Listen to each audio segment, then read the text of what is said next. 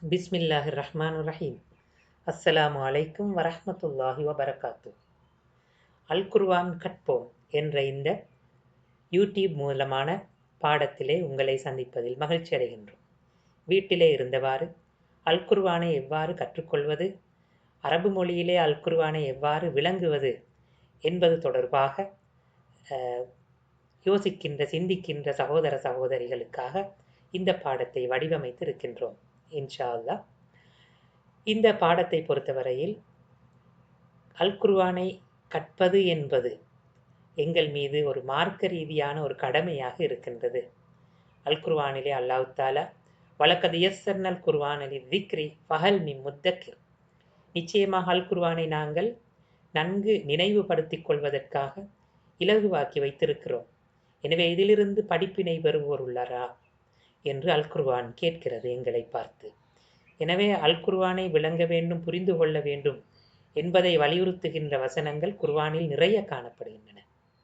எளிமையான அரபு மொழியிலே அல் குர்ஆனை அல்லாஹ் தஆலா இறக்கி வைப்பதற்கான காரணம் அதனை எல்லோரும் விளங்க வேண்டும் என்பது. எனவே அல் குர்ஆன் என்பது அரபிகளுக்கு மட்டும் உரியதல்ல, புரியப்படாத ஒரு வேத நூல் அல்ல. அதனை எல்லோரும் புரிந்து கொள்வதற்கு முயற்சிக்க வேண்டும் என்பதுதான் அல் குர்ஆனுடைய அடிப்படையான வேண்டுகோளாக இருக்கின்றது. அதேபோல் அதனை புரிவதன் மூலமாகத்தான் எங்களுக்கு அதனை நடைமுறைப்படுத்தவும் முடிகின்றது. ஆம் சகோதர சகோதரிகளே, இந்த பாடத்தினூடாக நாங்கள் எதனை எதிர்பார்க்கின்றோம், எந்த நோக்கங்களை நாங்கள் அடைய விரும்புகின்றோம்? ஒன்று, அல் குர்ஆனை விளங்குவதற்கான அடிப்படையான அரபு சொற்களை கற்றுக்கொள்வது. அல் குர்ஆனை விளங்குவதற்கு தேவையான அரபு சொற்களை கற்றுக்கொள்ள முயற்சிப்பது. அரபு மொழியை பொதுவாக விரிவாக கற்பது என்பது எல்லோராலும் சாத்தியமான ஒன்றல்ல. அல் குர்ஆனை ஓரளவு விளங்கும் அளவுக்கு, நாங்கள் ஓதும் போது அதனுடைய கருத்தை ஊகித்து விளங்கிக் கொள்ளும் அளவுக்கு, அல்லது குர்ஆன் இன்னொருவர் ஓத கேட்கும் போது எங்களால் அந்த கருத்தை ஓரளவு புரிந்து கொள்வதற்கு, தொழுகையிலே அது ஓதப்படும் போது அல்லது நாங்கள் ஓதும் போது அதனுடைய கருத்துக்களை ஓரளவேனும் நாங்கள் புரிந்து கொள்வதற்கு இது துணையாக அமையும்.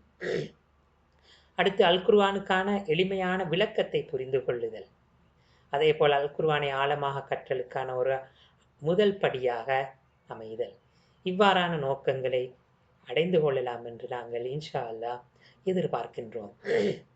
ஆம் சகோதர சகோதரி, முதலில் நாங்கள் சூரா பக்கராவிலிருந்து இந்த பாடங்களை ஆரம்பிக்கின்றோம்.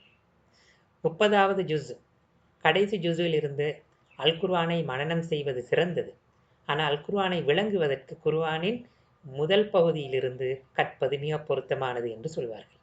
ஏனெனில் எளிமையான சொற்கள் அதிகமாக இடம்பெறுவது குர்ஆனுடைய ஆரம்ப பகுதியிலிருந்து. ஏனெனில் பிந்திய பகுதியில் இருக்கின்ற சூறாக்கள் மக்கி சூறாக்கள் அதிகமாக, அவை கவிதை வடிவிலே அமைந்துள்ளவை, அவற்றில் சற்று கடினமான சொற்களும் அமைந்திருக்க முடியும். எனவே நாங்கள் சூரா பக்கராவிலிருந்து இந்த பாடத்தை ஆரம்பித்து சிறிது சிறிதாக நாங்கள் கற்றுச் செல்லலாம் இன்ஷா அல்லாஹ்.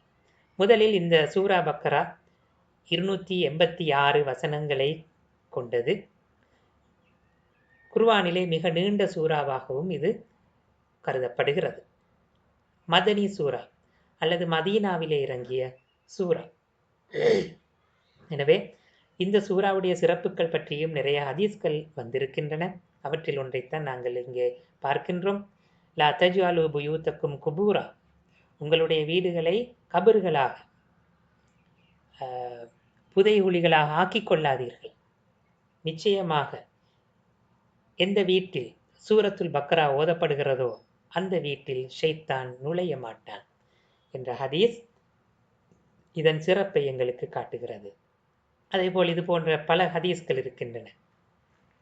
ரசூல் ஸல்லல்லாஹு அலைஹி வஸல்லம் அவர்கள் ஒரு குழுவினருக்கு தலைவரை நியமிக்க முற்பட்ட போது அவர்களை பற்றி, அந்த உறுப்பினர்களை பற்றி விசாரித்தார்கள். ஒவ்வொருவரிடமும் மா மஅக யா ஃபுலான், உங்களிடம் என்ன இருக்கிறது, உங்களுக்கு என்ன தெரியும் என்று கேட்டபோது அவர்களில் ஒருவர், எனக்கு சூரத்துல் பக்கரா தெரியும் என்று பதிலளித்தார். அப்பொழுது நபி ஸல்லல்லாஹு அலைஹி வஸல்லம் அவர்கள், சூரத்துல் பக்கரா உங்களிடம் இருக்கிறதா என்று கேட்டதற்கு அவர் ஆம் என்று பதிலளித்தார்கள். அப்பொழுது நபி ஸல்லல்லாஹு அலைஹி வஸல்லம் அவர்கள் சொன்னார்கள், இந்த கூட்டத்துக்கு நீர்தான் தலைவர், எனவே அவர்களோடு செல்லுங்கள் என்று அனுப்பி வைத்தார். எனவே நபி ஸல்லல்லாஹு அலைஹி வஸல்லம் பல பொறுப்புகளுக்கு நியமிக்கும் போது சூரா பக்கரா போன்ற பெரிய சூறாக்களை மனனம் செய்து அதனை விளங்கி வைத்திருந்த சஹாபாக்களை முன்னிலைப்படுத்தி இருப்பதை நாங்கள் பார்க்கின்றோம். அதேபோல் நபி ஸல்லல்லாஹு அலைஹி வஸல்லம் அவர்கள் சூரா பக்கராவையும் ஆல இம்ரானையும் ஜஹ்ராவான் பிரகாசம் பொருந்திய 2 அம்சங்கள் என்று வர்ணித்து கூறியிருக்கின்றார்கள். எனவே இவ்வாறு மறுமையிலே சிபாரிசு செய்கின்ற ஒரு சூறாவாகவும் இந்த சூறா சித்தரிக்கப்படுகின்றது. எனவே அன்பான சகோதர சகோதரிகளே, சூரா பக்கரா நிறைய அருள்மிக்கது. அதனை மனனம் செய்வதும் அதனை விளங்குவதும் அதன் போதனைகளை நடைமுறைப்படுத்துவதும் அல்லாஹ்வுடைய அருளை கொண்டு வந்து சேர்க்கின்ற அம்சங்கள். எனவே நாங்கள் இந்த சுருக்கமான அறிமுகத்தோடு நாங்கள் இந்த சூறாவின் வசனங்களுக்குள் செல்வோம். முதலாவது வசனம் அலிஃப் லாம் மீம். இங்கே ஆரம்ப வசனமாக அலிஃப் லாம் மீம் ஆகிய எழுத்துக்கள் இடம்பெற்றிருக்கின்றன. இங்கே லாம் மீம் ஆகிய எழுத்துக்களில் மத்து அல் வாஜிப் கண்டிப்பாக நாங்கள் நீட்டி ஓத வேண்டிய எழுத்துக்களாக அடையாளப்படுத்தப்பட்டிருக்கின்றன. ஆம், அல் குர்ஆனிலே இவ்வாறான எழுத்துக்கள் சூறாக்களின் ஆரம்பத்தில் வருகின்ற தனித்தனியான எழுத்துக்களை ஹுரூஃபுல் முகத்தாத் என்று நாங்கள் அழைக்கின்றோம். பொதுவாக 14 எழுத்துக்கள் இவ்வாறு மாறி மாறி ஹுரூஃபுல் முகத்தாத் தனித்தனி எழுத்துக்களாக அல்லது துண்டிக்கப்பட்ட எழுத்துக்களாக சூறாக்களில் இடம்பெற்றிருக்கின்றன. அல் குர்ஆனில் மொத்தமாக 29 சூறாக்களில் அவற்றின் ஆரம்பத்தில் இந்த ஹுரூஃபுல் முகத்தாத் என்கின்ற இவ்வாறான எழுத்துக்கள் இடம்பெற்றிருப்பதை நீங்கள் பார்க்கலாம். இதில் இன்னொரு சிறப்பம்சம் இருக்கிறது. இந்த ஹுரூஃபுல் முகத்தாத் இடம்பெறுகின்ற எல்லா இடங்களிலும் போல் அடுத்து அல் குர்ஆனை பற்றி அல்லது இந்த வேதத்தை பற்றி அல்லாஹ் தஆலா குறிப்பிட்டிருக்கின்றதும் இன்னொரு சிறப்பம்சமாக அமைகின்றது. இங்கே ஹுரூஃபுல் முகத்தாத்தாக அமைந்த சில எழுத்துக்களை நீங்கள் பார்க்கலாம். அலிஃப் லாம் மீம், அலிஃப் லாம் மீம் ஸாத், அலிஃப் லாம் ரா, அலிஃப் லாம் மீம் ரா. அதேபோல் குறைந்தது ஒரு எழுத்து அமைந்திருக்கின்றது. காஃப், நூன், ஸாத் போன்றவை, அல்லது 2 எழுத்து யா, சீன். அதேபோல் ஆக கூடுதலாக 5 எழுத்துக்கள் காஃப், ஹா, யா, ஐன், ஸாத். இவ்வாறு இந்த ஹுரூஃபுல் முகத்தாத்துக்கள் இடம்பெற்றிருப்பதை நீங்கள் பார்க்கலாம். ஆம் சகோதர சகோதரிகளே, ஹுரூஃபுல் முகத்தாத் தொடர்பான ஒரு சுருக்கமான விளக்கத்தை நாங்கள் இங்கே பார்த்துவிட்டு சொல்வோம். இதற்கு ஹுரூஃபுல் முகத்தாத்துக்கு விளக்கம் என்ன, இவற்றின் அர்த்தம் என்ன என்பதை பொறுத்தவரையில் பல வகையான விளக்கங்கள் இருக்கின்றன. அதிலே தஃப்சீர் ஆசிரியர்கள், குர்ஆன் விளக்க உரை ஆசிரியர்கள், இது அல்லாஹ் மட்டுமே அறிந்த ஒரு விடயம், இதனுடைய உண்மையான அர்த்தத்தை அல்லாஹ் மட்டுமே அறிவான், இதனை மனிதனால் சரியாக மிகச்சரியாக புரிந்து கொள்ள முடியாது, எனவே ஹுரூஃபுல் முகத்தாத் பற்றி அது பற்றிய முழுமையான அறிவு அல்லாஹ்விடம் மட்டுமே இருக்கிறது என்று பலரும் குறிப்பிடுகிறார். அதேபோல் இன்னும் சிலர் இந்த ஹுரூஃபுல் முகத்தாத் சூறாக்களுடைய பெயர்களாக இருக்கும் என்று அவர்கள் சொல்கிறார்கள். இருக்கலாம். அதற்கு உதாரணமாக உங்களுக்கு தெரியும் யாசீன், தாஹா, அதேபோல் நூன். இவ்வாறான ஹுரூஃபுல் முகத்தாத்துக்கள் சூறாக்களுடைய பெயர்களாகவும் பயன்படுகின்றன.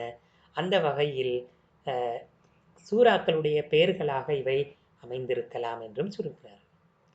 அதேபோல் இன்னும் சிலர் விளக்கம் சொல்கின்ற பொழுது அல்லாஹ்வுடைய திருநாமங்கள், அல்லாஹ்வுடைய பண்புகளை குறிப்பதாக இவை அமைந்திருக்கலாம் என்று குறிப்பிடுகிறார்கள்.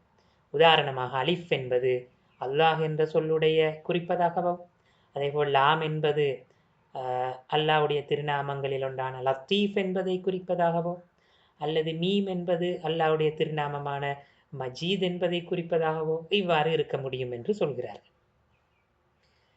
அதேபோல் இன்னும் சிலர் இந்த ஹுரூஃபுல் முகத்தாத் என்பது இஜாஸ் அல்லது அல் குர்ஆனுடைய அற்புதத்தன்மையை குறிப்பிடுகிறது என்று விளக்கம் சொல்கிறார்கள். இந்த கருத்தையும் பல இஸ்லாமிய அறிஞர்கள், தப்சீர் ஆசிரியர்கள் குறிப்பிட்டிருக்கிறார்கள். இதற்கு ஒரு நியாயமாக நாங்கள் ஏற்கனவே சொன்னது போல் இந்த ஹுரூஃபுல் முகத்தாத் வருகின்ற இடங்களில் அநேகமாக அதன் பின்னால் அல் குர்ஆனை பற்றி பேசப்பட்டிருக்கின்றது. எனவே இது ஒரு உண்மையை உணர்த்தலாம். அதாவது அலிஃப் லாம் மீம் தாலிக்கல் கிதாப் என்று வரும்போது இந்த குர்ஆனை அல்லாஹ் தஆலா அலிஃப் லாம் மீம் அதேபோல் யா சீன் இவ்வாறான அரபு மொழியில் இருக்கின்ற அந்த 26 எழுத்துக்களில் இவ்வாறான எழுத்துக்களை கொண்டுதான் அல்லாஹ் தஆலா குர்ஆனை உருவாக்கி இருக்கின்றான். எனவே இதே குர்ஆனை, இதுபோன்ற ஒரு குர்ஆனை அல்லது இந்த குர்ஆனில் இருக்கின்ற ஒரு சூறாவையேனும் இதே எழுத்துக்களை கொண்டு உங்களால் உருவாக்க முடியுமா என்று சவால் விடுவது போல் இந்த முகத்தாத் எழுத்துக்கள் அமைந்திருக்கின்றன. எனவே உங்களாலும் முடிந்தாலும் இதே அரபு எழுத்துக்களை கொண்டு இவ்வாறான ஒன்றை கொண்டு வந்து பாருங்கள் என்று சவால் விடுவதாக வருவது போல் இருக்கின்றது. எனவே இவ்வாறு இந்த ஹுரூஃபுல் முகத்தாத் தொடர்பாக பல்வேறு விளக்கங்கள் சொல்லப்பட்டிருக்கின்றன. எனவே நாங்கள் அடுத்த வசனத்துக்கு நாங்கள் செல்லுவோம். தாலிக்கல் கிதாபு லா ரைப ஃபீஹ் ஹுதல் லில் முத்தகீன். தாலிக்கல் கிதாபு, இது இந்த வேதம், லா ரைப ஃபீஹ், இதில் எந்த சந்தேகமும் இல்லை, ஹுதல் லில் முத்தகீன், இது இறையச்சமுடையோருக்கு, பயபக்தியுடையோருக்கு நேர் வழிகாட்டியாகும். இது அல்லாவின் வேதமாகும். இதில் எத்தகைய சந்தேகமும் இல்லை. இது பயபக்தியுடையோருக்கு நேர் வழிகாட்டியாகும். எனவே இதன் விளக்கத்துக்கு நாங்கள் செல்வதற்கு முன்னால் முதலில் இதில் இருக்கின்ற சொற்களை நாங்கள் பார்ப்போம். தாலிக்க,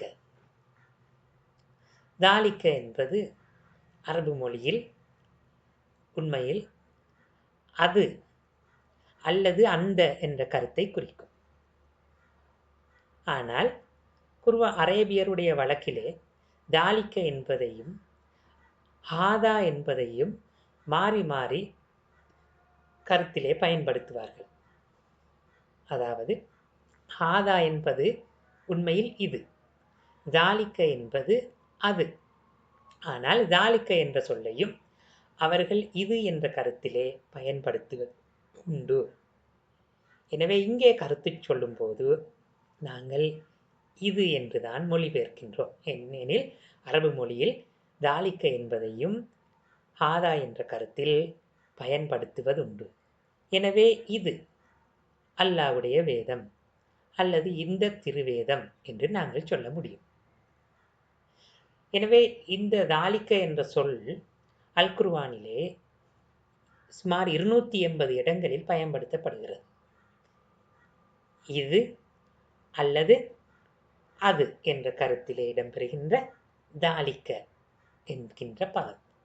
எனவே நீங்கள் குர்ஆனிலே பயன்படுத்தப்படுகின்ற, அடிக்கடி பயன்படுத்துகின்ற சொற்களை நாங்கள் தேடி கற்கின்ற பொழுது அல் குர்ஆனிலே அரைவாசிக்கு மேல் பகுதியை இலகுவாக விளங்கக்கூடியதாக இருக்கும். அடிக்கடி மீட்டப்படுகின்ற சொற்கள் நிறைய இருக்கின்றன. இங்கே பாருங்கள், ஹாதா என்ற சொல்லும் இதே கருத்தில், இது என்ற கருத்தில் அல்லது இந்த என்ற கருத்தில் பயன்படுத்தப்படுகிறது. ஹாதிஹி என்பதும் இது அல்லது இந்த என்ற கருத்து ஹாதா ஆண் பாலாகவும் ஹாதிஹி பெண் பாலாகவும் பயன்படுத்தப்படுகிறது. அரபு மொழியிலே அஹ்ரினையிலும் பால் வேறுபாடு உண்டு. ஹாவுலாய் என்பது என்னது? இவர்கள் என்ற கருத்தில் பயன்படுத்தப்படும். நான் இந்த சொற்களை ஏன் சொல்கிறேன் என்றால், இந்த சொற்கள் அடிக்கடி அல் குர்ஆனில் இடம்பெறுவதுண்டு. இவ்வாறான சொற்கள் இதெல்லாம் சுட்டு பெயர்கள் என்று நாங்கள் சொல்கிறோம். எனவே முடிந்தளவு நீங்கள் ஒரு கொப்பியிலே ஒரு நோட் புக்கிலே இவற்றை எழுதி நீங்கள் கற்கும்போது உங்களுக்கு திருப்பியும் மீட்டக்கூடியதாக பயனுள்ளதாக அமையும். அதேபோல் ஹாதா, ஹாதி, ஹாஉலாய், இது ஆண் அல்லது இவர் ஆண், ஹாதிஹி இது அல்லது இவள் பெண், ஹாஉலாயி பொதுவான சொல் உயர்திணைக்கான இவர்கள், தாலிக்க அது அல்லது அவன், தில்க அது அல்லது அவள், உலாய்க்க அவர்கள். எனவே இந்த சொற்களை நினைவுபடுத்திக் கொள்ளுங்கள். அஸ்மாவுல் இஷாரா என்று நாங்கள் சொல்கிறோம், சுட்டு பெயர்கள். இந்த சொற்கள் நிறைய குர்ஆனிலே இடம்பெறும். அடுத்து நாங்கள் சொல்வோம் கிதாப், அல் கிதாப். ஆம் சகோதர சகோதரிகளே, அல் குர்ஆனிலே அரபு மொழியிலே இருக்கின்ற ஒரு முக்கியமான பெயர் சொற்களோடு சம்பந்தப்பட்ட ஒரு விடயம்தான் அலிஃப்லாம் சேர்த்து எழுதுவதும் அலிஃப்லாம் சேர்க்காமல் எழுதுவது. கிதாபுன் என்பது புத்தகம், நாங்கள் அதனை தமிழிலே ஒரு புத்தகம், அ புக் என்று நாங்கள் சொல்வோம்.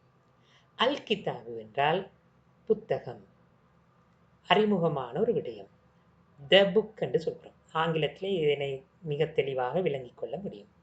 பைத்துன் என்பது அ ஹவுஸ், ஒரு வீடு, ஏதோ ஒரு வீடு. அல் பைத்து என்பது அந்த வீடு, குறிப்பிட்ட வீடு, அல்லது த ஹவுஸ். அல் கிதாப், அல் பைத்து என்பது. எனவே அல் கிதாபு என்பது இந்த வேதம், வேதம் என்று நாங்கள் சொல்லலாம். இதனோடு சம்பந்தப்பட்ட இந்த சொல்லோடு தொடர்புடைய பல சொற்கள் குர்ஆனிலே இருக்கின்றன. இந்த சொற்களையும் பாருங்கள். இதிலிருந்து பிரிந்து வந்த சொற்கள், இவற்றை ஒரே அடியாக ஞாபகம் வைக்கும்போது உங்களுக்கு இதனுடைய இந்த வேரிலிருந்து தோன்றிய ஏனைய சொற்களுடைய கருத்துக்களையும் ஒரே அடியாக ஞாபகம் வைத்துக் கொள்ளலாம். கதப என்பதுதான் அதனுடைய மூலச்சொல், எழுதினான். இதிலிருந்து வந்ததுதான் யக்துபு, எழுதுகிறான். இந்த சொற்களும் குர்ஆனில் வந்திருக்கிறது. அதேபோல் காத்திபுன், எழுதுபவர், கிதாபுன், எழுதப்பட்ட புத்தகம், நூல், வேதம் என்று நாங்கள் சொல்கிறோம். குர்ஆனிலே கிதாப் என்பது வேதம் என்ற கருத்திலே அல் குர்ஆனுக்கான இன்னொரு சொல்லாக பயன்படுத்தப்படுகின்றது. எனவே இவ்வாறான சொற்களை நீங்கள் ஞாபகம் வைத்துக் கொள்ளுங்கள். அடுத்து லா ரைப. லா என்பது உங்களுக்கு தெரியும், அரபு மொழியிலே இல்லை, நோ என்ற கருத்து. ரைபுன் என்றால் சந்தேகம், ஷக்குன் என்ற சொல்லும் குர்ஆனிலே இடம்பெற்றிருக்கின்றது. சந்தேகம், டவுட். லா ரைப என்றால் சந்தேகமே கிடையாது, சந்தேகமே கிடையாது. ஃபீஹி, ஃபீ என்பது அரபு மொழியில் ஒரு இடைச்சொல், ப்ரிபோசிஷன், இன் என்ற கருத்தை கொடுக்கும். இல். ஹி என்பது அது ஒரு தமீர் என்று சொல்வோம், மூவிட பெயர்களில் ஒன்று. அது அல்லது அவன். இங்கே அந்த இரண்டு சொல்லும் சேர்ந்து வரும்போது ஃபீஹு என்று நாங்கள் சொல்வதில்லை, ஃபீஹி என்று நாங்கள் சொல்கிறோம். இங்கே நீங்கள் சகோதர சகோதரிகளை இங்கே பாருங்கள், 3 டாட்ஸ் மேலே இருக்கின்றது, 2 இடங்களில் அது வந்திருக்கின்றது. இங்கே நீங்கள் பார்க்கலாம், இந்த இடத்திலே 3 புள்ளிகள், இவ்விடத்திலே 3 புள்ளிகள். இது தஜ்வீதோடு தொடர்பான சட்டம். இவ்வாறு அடையாளம் வந்தால் அல் குர்ஆனிலே அருகருகில் தான் வரும். ஓரிடத்தில் நிறுத்தினால் அடுத்த இடத்தில் நிறுத்தக்கூடாது. இவ்விடத்தில் நிறுத்தினால் இவ்விடத்தில் நிறுத்தாமல் ஓத வேண்டும். இவ்விடத்தில் நிறுத்தினால் இந்த இடத்தில் நிறுத்தாமல் ஏதோ ஓரிடத்தில் நிறுத்தி ஓதும் முறைதான் இது. தாலிக்கல் கிதாபு லா ரைப ஃபீஹ் ஹுதல் லில் முத்தகீன், அல்லது தாலிக்கல் கிதாபு லா ரைப் ஃபீஹி ஹுதல் லில் முத்தகீன், இவ்வாறு ஓதுவதற்கு அனுமதிக்கப்பட்ட சந்தர்ப்பமாக நாங்கள் சொல்லலாம். எனவே மீண்டும் நாங்கள் சொல்லுக்கு வருவோம். ஹுதா, ஹுதா என்பது நேர் வழி என்ற கருத்தை கொடுக்கும். அரபு மொழியிலே ஹதா என்ற வினைச்சொல்லில் இருந்து தோன்றியதுதான் ஹுதா. ஹதா என்றால் நேர் வழி காட்டினான். குர்ஆனில் இந்த சொற்கள் எல்லாம், குர்ஆனில் இதனோடு பிறந்த சொற்கள் பல இடங்களில் காணப்படுகின்றன. இதைத்தான் இங்கே போட்டிருக்கிறோம். மொத்தமாக 79 இடங்களில் அல் குர்ஆனில் இந்த ஹுதா என்ற சொல் பயன்படுத்தப்பட்டிருக்கின்றது. அதேபோல் ஹுதாவோடு சம்பந்தப்பட்ட அதிலிருந்து பிரிந்து வந்த சொற்கள் அதா, யஹ்தி. யஹ்தி என்றால் நேர்வழி காட்டுகிறான். அதா என்றால் நேர்வழி காட்டினான், பாஸ்ட். யஹ்தி நிகழ்காலம், பிரசன்ட். அல் ஹாதி நேர்வழி காட்டுபவன், அல்லாஹ்வுடைய திருநாமங்களிலும் ஒன்று. இஹ்ததா என்றால் இதுவும் குர்ஆனில் வந்திருக்கின்றது. இதனை ஒரே அடியாக ஞாபகம் வைத்தால் லேசானது. இஹ்ததா இங்க பாருங்கள், ஹா தா யா இதிலிருந்து தோன்றியது. நேரு வழி பெற்றான் என்ற கருத்து. யஹ்ததி என்பது அதனுடைய நிகழ்காலம், நிகழ்வு வழி பெறுகிறான். குர்ஆன் வசனங்களில் இவ்வாறான சொற்கள் நிறைய இடம்பெற்றிருக்கின்றது. எனவே ஹுதாவோடு சம்பந்தப்பட்ட சொற்கள் உங்களுக்கு தெரியும் என்றால் அல் குர்ஆனில் 79 சொற்கள் உங்களுக்கு புதிதாக தெரிந்துவிட்டது என்று அர்த்தம். அதேபோல் நீங்கள் பாருங்கள், லில் முத்தகீன். லி என்பது இடைச்சொல். நாங்கள் இங்கே ஃபி என்று சொன்னது போல் லி என்பது ஒரு இடைச்சொல். இடைச்சொல் என்றால் உங்களுக்கு தெரியும், இடைச்சொல் ப்ரிபோசிஷன் என்று சொல்கின்றோம். சொற்களை தொடர்பு படுத்துவதற்காக இடம்பெறுவது. லீயுடைய கருத்து ஃபோ, இக்கு என்ற கருத்து. யாருக்கு? லில் முத்தகீன். முத்தகூன் என்பதுதான் அதனுடைய அடிப்படையான சொல்.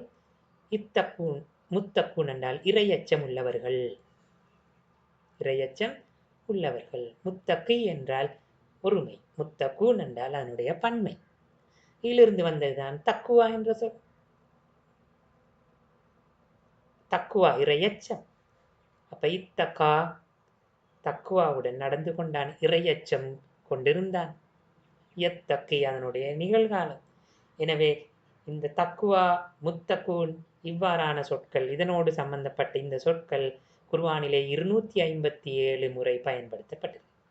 எனவே இந்த சொற்கள் உங்களுக்கு தெரியும் என்றால் அல் குர்ஆனில் 257 சொற்கள் உங்களால் புரிந்து கொள்ள முடியும் மேலதிகமாக.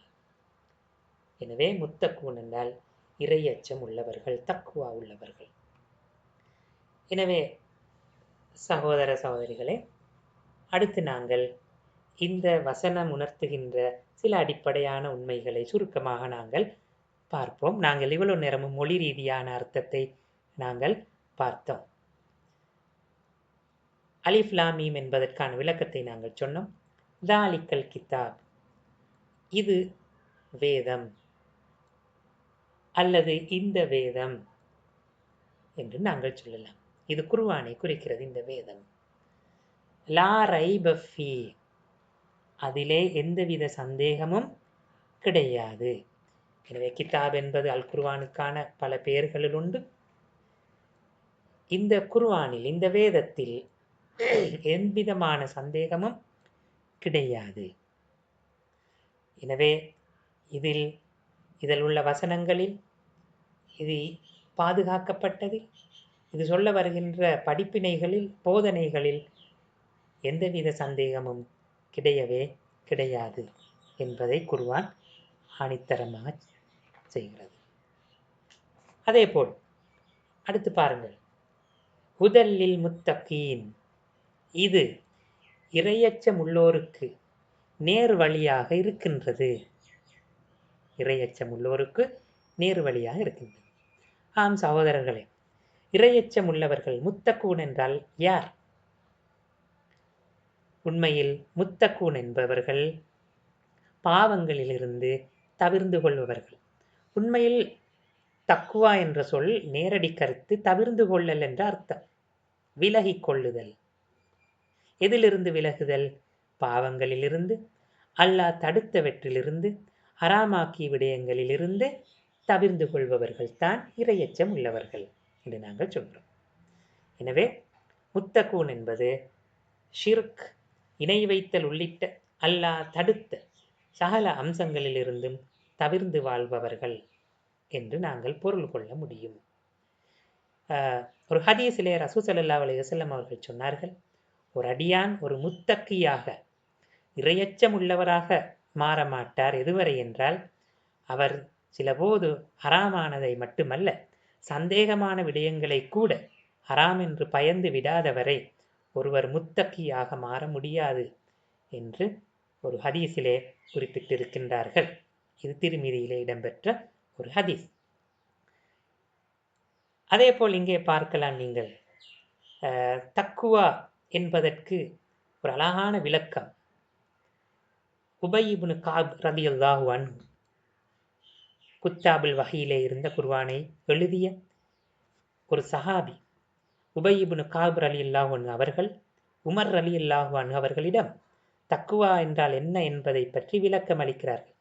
உமர் ரலியல்லாஹு அவர்கள் உபய் இப்னு கஅப் அவர்களிடம் ரலியல்லாஹு அன்ஹுவிடம் தக்குவா என்றால் என்ன என்று கேட்டதற்கு அவர் அழகான இந்த விளக்கத்தை உபய் இப்னு கஅப் ரலியல்லாஹு அவர்கள் உமர் ரலியல்லாஹு அவர்களுக்கு சொல்கிறார்கள். அப்பொழுது அவர் கேட்கிறார், உபய் இப்னு கஅப் ரலியல்லாஹு அன்ஹு கேட்கிறார்கள் உமர் ரலியல்லாஹு பார்த்து, அமா சலக்த் தரீக்கன் தா ஷௌக், நீங்கள் முட்கள் நிறைந்த ஒரு பாதையிலே பயணித்திருக்கிறீர்களா என்று கேட்டபோது உமர் ரலியல்லாஹு அவர்கள் சொன்னார்கள், ஆம். அப்போது அவர் சொல்கிறார், நீங்கள் எவ்வாறு அப்பொழுது நடந்து கொள்வீர்கள்? நான் எனது ஆடைகளை சற்று கவனமாக பிடித்து கொண்டு மிகவும் கஷ்டப்பட்டு கொண்டு நாங்கள் அந்த பாதையிலே மிக அவதானமாக நடந்து செல்வேன். அப்பொழுது உபய் இப்னு கஅப் ரலியல்லாஹு அன்ஹு சொன்னார்கள், அதுதான் தக்குவா. மிகவும் கவனமாக, எச்சரிக்கையாக, அவதானமாக எங்களுடைய வாழ்க்கையில் நடந்து கொள்வது, பாவங்களில் விழுந்துவிடக்கூடாது என்ற பயத்தோடு ஒவ்வொரு நிமிஷமும் வாழ்வதுதான் தக்குவா என்ற கருத்தை அவர்கள் அழகாக விளக்கப்படுத்தினார்கள்.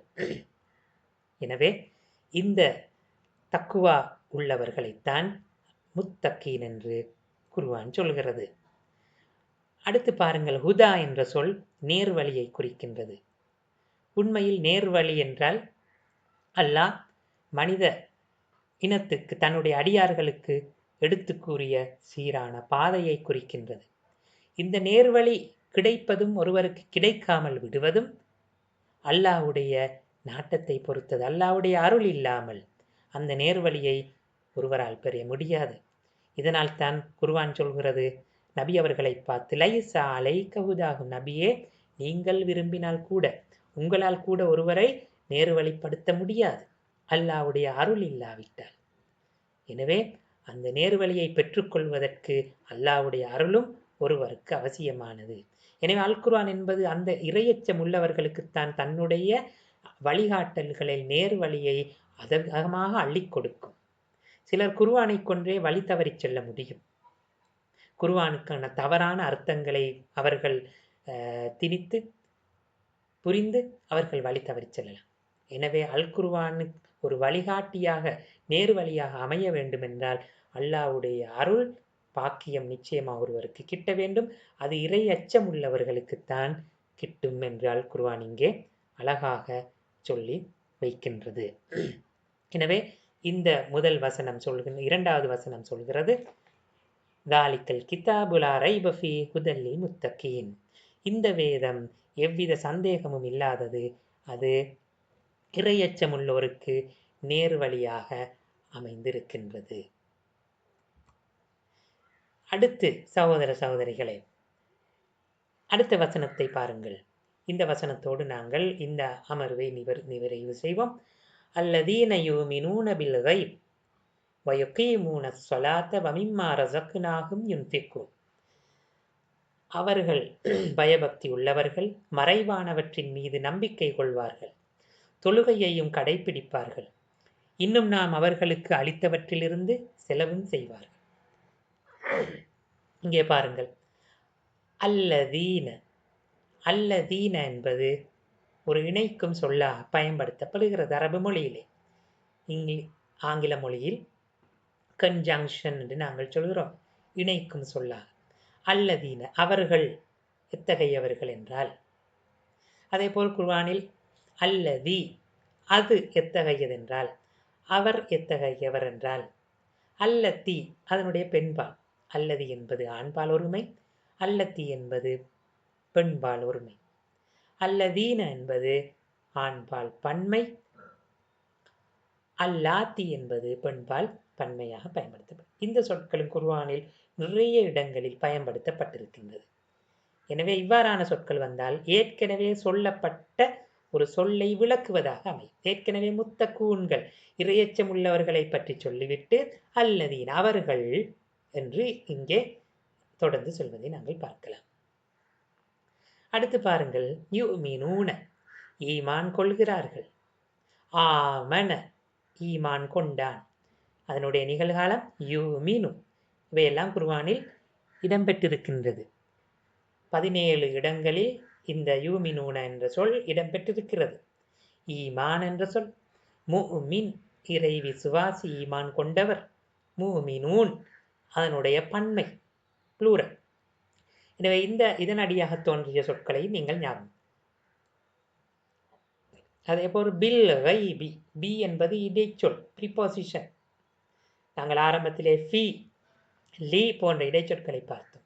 பி என்பது கொண்டு என்று ஒரு முக்கியமான பொருள் கொள்ளலாம். ஆங்கிலத்திலே வித் என்ற சொல் என்ற அர்த்தத்திலும் அதிகமாக பயன்படுத்தப்படுவது உண்டு. அல் கைபு என்றால் மறைவான விடயம், புலப்படாத, கண்ணுக்கு புலப்படாத விடயம். அல் கைப். அடுத்த சொற்களை பாருங்கள். யுகீமூன நிலைநாட்டுகிறார்கள், நிலைநாட்டுகிறார்கள், தொழுகையை நிலைநாட்டுகிறார்கள். அக்காம என்பது அதனுடைய இறந்த காலம், நிலைநாட்டினான். அக்காமு நிலைநாட்டினார்கள் பன்மை. யுக்கீமு நிலைநாட்டுகிறார், அதனுடைய பன்மை முன்னால் இடம்பெற்றிருக்கின்ற யுக்கீமூன. இக்காமுன் என்பது அதனுடைய வினையடி நிறைவேற்றல். இந்த சொற்களை நீங்கள் ஞாபகம் வைத்துக் கொள்ளுங்கள். அதிகமாக குர்ஆனில் இடம்பெற்றிருக்கின்றது தொழுகையை பற்றி வருகின்ற போதெல்லாம். அதேபோல் அஸ்ஸலாத் தொழுகை, அதனுடைய பன்மையும் சில இடங்களில் இடம்பெற்றிருக்கின்றது. ஸலவாத்துன் தொழுகைகள், அல்லது ஸலவாத் என்பது ரசூல் ஸல்லல்லாஹு அலைஹி வஸல்லம் அவர்கள் மீது கூறுகின்ற ஸலவாத்தையும் குறிக்க பயன்படும். ஸலாத் என்ற சொல் குர்ஆனிலே 51 இடங்களில் பயன்படுத்தப்பட்டிருக்கிறது. ஸல்லா தொழுதான், ஸல்லு தொழுங்கள். அதே போல் அடுத்த சொல்லை பாருங்கள். மிம்மா, மின் என்பதும் ஒரு இடைச்சொல். பல இடைச்சொற்களை நாங்கள் பார்த்தோம். மின் என்பது ஒரு இடைச்சொல், இருந்து, ஃப்ரம். மா என்பது அவை, அவற்றில் இருந்து. ரஸக்னாஹும், ரஸக என்பது இரணமளித்தான், உணவளித்தான், அருள் பாலித்தான் என்ற கருத்துக்களை குறிக்கும். ரிஸ்க் என்பதிலிருந்து வருவதுதான் ரிஸ்க், உங்களுக்கு தெரியும், அல்லாஹ்வுடைய இரணம். யர்சுக்கு அதனுடைய நிகழ்காலம். ரஸாக் இரணமளிப்பவன். இந்த சொற்களும் குர்ஆனில் வந்திருக்கின்றன. யுன்ஃபிகூன் யுகீமூன் போலவே யுன்ஃபிகூன் நிகழ்கால சொல், செலவழிக்கிறார்கள். அன்ஃபக்க என்பது அதனுடைய பாஸ்ட் டென்ஸ், இறந்த காலம், செலவழித்தான். யுன்ஃபிகு செலவழிக்கிறான், இன்ஃபாக் செலவழித்தல், யுன்ஃபிகூன் செலவழிக்கிறார்கள். எனவே இந்த சொற்களை நீங்கள் எழுதி ஞாபகம் வைத்துக் கொள்ளுங்கள். அடுத்து நாங்கள் இந்த வசனம் சொல்ல வருகின்ற விளக்கத்தை சுருக்கமாக நாங்கள் பார்ப்போம். அல்லதீன யுமினூன பில் கைப், அவர்கள் மறைவான விடயங்களை ஈமான் கொள்கிறார்கள். ஆம் சகோதரர்களே, ஈமான் என்பது நம்பிக்கை. இஸ்லாத்தை பொறுத்தவரையில் ஈமான் என்பது நம்பிக்கையால், சொல்லால், செயலால் வெளிப்பட வேண்டும் என்று அது எதிர்பார்க்கின்றது. அதேபோல் அது கூடி குறையக்கூடியது. அதிகமாக அமல் இபாதத் செய்கின்ற பொழுது ஈமான் அதிகரிக்கும். அமல் இபாதத் குறையும் போது, பாவங்களை செய்யும் போது ஈமான் குறையும். எனவே ஈமான் குறைகின்ற சந்தர்ப்பங்களில் அதிகமான நற்செயல்களை கொண்டு அதனை கூட்டிக் கொள்ள வேண்டும் என்பதுதான் இஸ்லாத்துடைய போதனை. அல்லதீன யுமினூன, அவர்கள் ஈமான் கொள்கிறார்கள். பில் கைப், மறைவான விடயங்களை ஈமான் கொள்கிறார்கள். மறைவான விடயம் என்றால் என்ன? அல்லாஹ் எங்களுடைய வெற்றுக்கண்களுக்கு புலப்படாதவர், புலப்படாதவை அனைத்தும், மலக்குமார்கள், அவனுடைய முன் வந்த வேதங்கள், அவன் அனுப்பிய ரசூல்மார்கள், சுவர்க்கம், நரகம், அல்லாவை சந்திப்பது, கபரிலே அந்த வாழ்க்கை, மரணத்தின் பின்னரான வாழ்க்கை, இவை அனைத்தும் கைபான விடயங்கள். எனவே இவற்றை ஈமான் கொள்வார்கள். எனவே ஒரு முத்தகீன்கள், இறை அச்சமுள்ளவர்களுடைய பண்பை இங்கே சொல்கிறது. முதலாவது, அவர்கள் மறைவான விடயங்களை சந்தேகம் இல்லாமல், தர்க்கம் செய்யாமல் ஈமான் கொள்வார்கள் என்று இந்த வசனம் விளக்குகிறது. உண்மையில் நபி ஸல்லல்லாஹு அலைஹி வஸல்லம் அவர்களை கூட நாங்கள் மறைவாக நின்றுதான் ஈமான் கொள்கிறோம். நாங்கள் கண்களால் காணாமல் ஈமான் கொள்கின்றோம். எனவே ஒரு ஹதீஸிலே நபி ஸல்லல்லாஹு அலைஹி வஸல்லம் அவர்கள் இவ்வாறு சொன்னார்கள். சஹாபாக்களோடு அவர்கள் பேசிக்கொண்டிருந்த சந்தர்ப்பத்திலே சஹாபாக்கள் கேட்டார்கள். ஒரு இறை தூதருடைய நண்பர், தோழர் கேட்டார்கள், ஹல் அஹதுன் ஹைருன் மின்னா, எங்களை விட சிறந்த சமூகம் பின்னால் வர முடியுமா? நாங்கள் உங்களோடு ஈமான் கொண்டோம், உங்களோடு போரிட்டோம், உங்களோடே வாழ்ந்தோம், எனவே எங்களை விட சிறந்தவர்கள் பின்னால் வர முடியுமா என்று கேட்டதற்கு நபி ஸல்லல்லாஹு அலைஹி வஸல்லம் அவர்கள் சொன்னார்களாம், கௌமும் மின் பாதிக்கும் யுமினூன பி வலம் யரௌனி, எனக்கு பின்னால் வரும் ஒரு சமூகம் வரும், அவர்கள் உங்களைப் போல் என்னை அவர்கள் கண்களால் பார்த்ததில்லை, ஆனால் அவர்கள் என்னை நம்புவார்கள், எனவே அந்த நம்பிக்கை மிகவும் பெருமதியுடையது என்று நபி ஸல்லல்லாஹு அலைஹி வஸல்லம் அவர்கள் சொன்னார்கள். சில ஹதீஸ்களிலே நபி அவர்களை கண்ணால் காணாது ஈமான் கொள்கின்ற பின்னால் வருகின்ற சந்ததியினர் அவர்கள் சரியான பாதையில் இருக்கும் பொழுது மிக உயர்ந்த கூலியை பெற்றுக்கொள்வார்கள் என்றும் அவர்கள் சுபசோபனம் செய்திருக்கின்றார்கள். எனவே அடுத்த வசனத்துக்கு போவோம், அடுத்த பகுதிக்கு போகின்றோம். வயுகீமூன ஸலாத், அவர்கள் தொழுகையை நிலைநாட்டுவார்கள். இங்கே தொழுவார்கள் என்று சொல்லவில்லை, நிலைநாட்டுவார்கள் என்று குர்ஆன் சொல்கின்றது. நிலைநாட்டுதல் என்னுடைய அர்த்தம், இக்காமத்து ஸலாத் என்பதனுடைய அர்த்தம் தொடர்ச்சியாக அதனுடைய நேரத்திலே உரிய முறையிலே தொழுவதை குறிக்கும். தொழுதல் என்பதை விட தொழுகையை நிலைநாட்டுதல் என்பது தொடர்ச்சியாக விடாமல் உரிய வேளையில் உரிய முறைப்படி தொழுகையை நிலைநாட்டுவார்கள் என்பதை குறிக்கத்தான் இங்கே அல்லாஹ் தஆலா தொழுகையை நிலைநாட்டுவார்கள் என்று உறுதியாக சொல்லியிருக்கின்றார். அடுத்து பாருங்கள், வமிம்மா ரஸக்னாஹும் யுன்ஃபிகூன், நாங்கள் அளித்தவற்றிலிருந்து அவர்கள் செலவழிக்கிறார்கள். ரஸக்க என்று சொன்னால் அளித்தான், உணவளித்தான், இரணம் அளித்தான், பொருளாதார வசதிகளை அளித்தான்.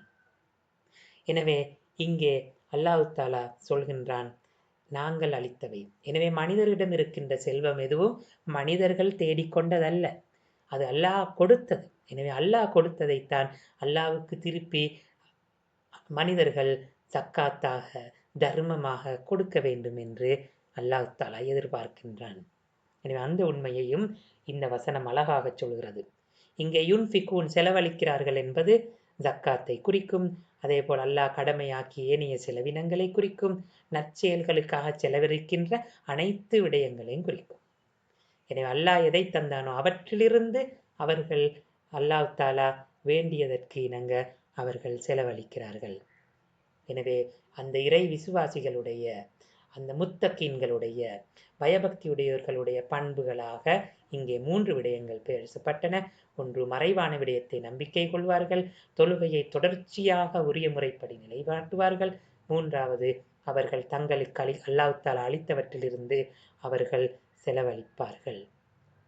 எனவே அன்பான சகோதர சகோதரிகளே, சூரா பக்கராவுடைய முதல் 3 வசனங்கள் தொடர்பாக நாங்கள் மொழி ரீதியாகவும் அவை சொல்கின்ற கருத்துக்களை பற்றியும் சுருக்கமாக நாங்கள் இங்கே பார்த்தோம். இந்த பாடம் உங்களுக்கு பயனுள்ளதாக அமைந்திருக்கும் என்று நம்புகிறேன்.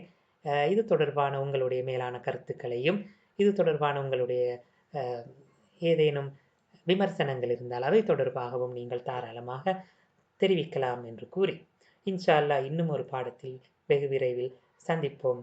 ஜஸாக்குமுல்லாஹ் ஹைரா. அஸ்ஸலாமு அலைக்கும் வரஹ்மத்துல்லாஹி வபரகாத்துஹு.